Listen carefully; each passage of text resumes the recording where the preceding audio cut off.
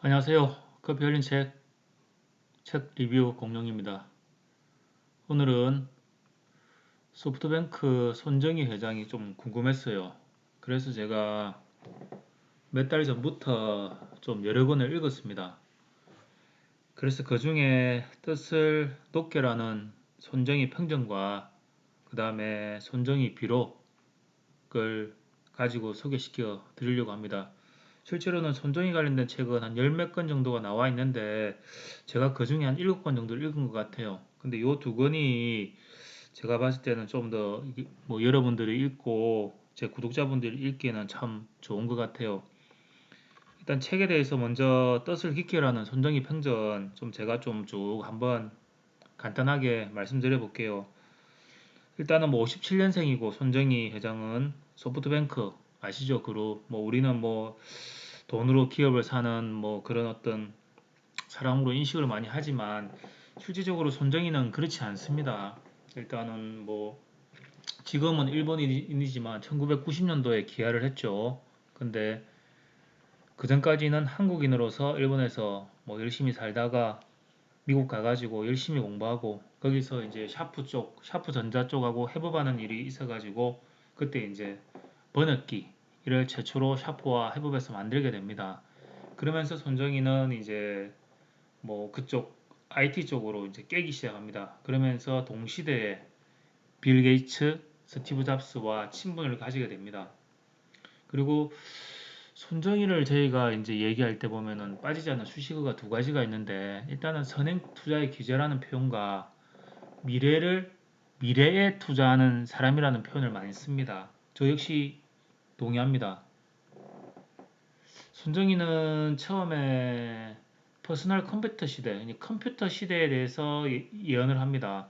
그리고 조금 지나가지고 인터넷 시대, 그 다음에 인터넷을 활용하는데 휴대폰으로 인터넷을 활용하는 시대, 그리고 마지막 시대가 AI와 로봇이 결합되어 있는 시대를 지금 예언하고 있습니다. 그래서 얼마 전에 삼성의 이재용 그 회장을 만나가지고 ARM이라는 회사, 지금 뭐 반도체 설계하는 회사죠. 그 회사가 엄청난 기술력을 가지고 있습니다. 그 ARM을 가지고 있는 또 사람이 손정희 회장이고 소프트뱅크고 그래서 손정희 회장은 이 ARM의 지분을 삼성전자에 팔고 그 가지고 있는 지분을 판 돈으로 AI와 로봇 산업에 집중적으로 투자하려고 생각하고 있는 사람입니다.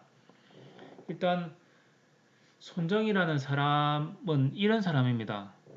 모든 인류가 편안하고 행복하게 해지는 그런 길을 자기가 먼저 열겠다는 겁니다. 그래서 이 사람은 뭐 사업하니까 당연히 뭐 돈을 번 거고 그런 비전을 제시하다 보니까 남들보다 앞서 나가니까 돈을 안 벌 수가 없죠. 뭐 31조라는 재산 그리고 뭐 일본에서 최고 갚으죠. 그리고 뭐 일본에서 제일 좋은 집에 살고 있고 집이 뭐 여기저기 다 있습니다. 이거는 저희가 다시 계속 제가 이 책 리뷰를 하면서 말씀드리지만 부자들이 지금 결과만 놓고 아 부자니까 부럽다. 우리 이재용 회장 부자니까 부럽다. 이재용 자식 부자니까 부럽다. 이게 아닙니다. 그 선대는 부자가 되기 위해서 엄청난 노력을 했다는 거. 피와 땀이 뒷받침되지 않으면 부자가 될 수 없습니다. 돈이라는 게요. 알다시피 뭐 아무한테나 옵니까? 노력하는 자, 생각하는 자, 그리고 그 생각하는 것을 실천하는 자만이 부자가 될 수 있습니다. 우리 자본주의에서는 어떻게 보면 돈이 인생의 전부는 아니지만 인생을 참 행복하게 또는 스트레스 없게 해주는 하나의 요건은 확실해요. 근데 그런 걸 모르고 뭐 나는 돈은 속물들이 말하는 거라고 말을 한다고 하면 이 사람은 자본주의 살 필요 없어요. 저 공산국가 가셔야죠. 근데 우리가 다 부자가 될 수 있는 건 아니지만 그래도 한 번 사는 인생 노력은 해봐야 되지 않겠습니까? 그래서 제가 좀 서론이 또 길었는데 진짜 이 두 권의 책은 정말 악착같이 산다는 것이 무엇인지를 보여준 사람입니다. 손정희는 또 20대 때, 30대죠. 그때 간경화, 지금으로 말하면 뭐 간암 초기 단계죠. 그래서 5년의 시한부 선고를 받습니다. 근데 또 때마침 그때 간경화를 치료할 수 있는 또 신기술이 또 신기술이죠. 신의학이죠. 나와가지고 그걸 또 어떻게 보면 손정희가 테스트가 된 겁니다. 테스트 제품이 된 거예요. 그러니까 소위 말하는 임상 실험의 대상이 된 겁니다. 손들어서 난 하겠다. 죽어도 좋으니까 하겠다. 해서 그 치료를 받습니다. 받는데 손정희가 잘 맞아가지고 살아납니다. 근데 손정희가 5년의 시한부 인생이라는 선고를 받고 살고 있을 때 료마가 간다는 책을 읽으면서 료마라는 사람은 뭐 사카모토 료마가 일본의 메이지 유신 시대를 연 지사죠. 지사고 그 사람의 인생을 돌아보면서 이런 말을 했죠. 인생은 길이가 아니다. 라는 또 명언을 남기고요. 그래서 그 5년 동안 자기는 자기 모든 것을 정리합니다. 그리고 더 자기가 할 수 있는 모든 것을 또 담아서 무언가를 또 막 만듭니다. 이 인류, 자기가 죽고 난 이후에도 이 세상에 더 빛이 나게끔, 사람들이 편안하고 행복하게끔, 손정희는 이런 말을 많이 하죠. 사람은 이 땅에 태어난 사명이 있다고. 그 사명을 달성하는 게 자기가 걸어가야 될 길이라고. 그런 말을 많이 합니다. 그리고 제가 제일 마지막에 손정희 집을 이렇게 계속 제가 비추는 이유는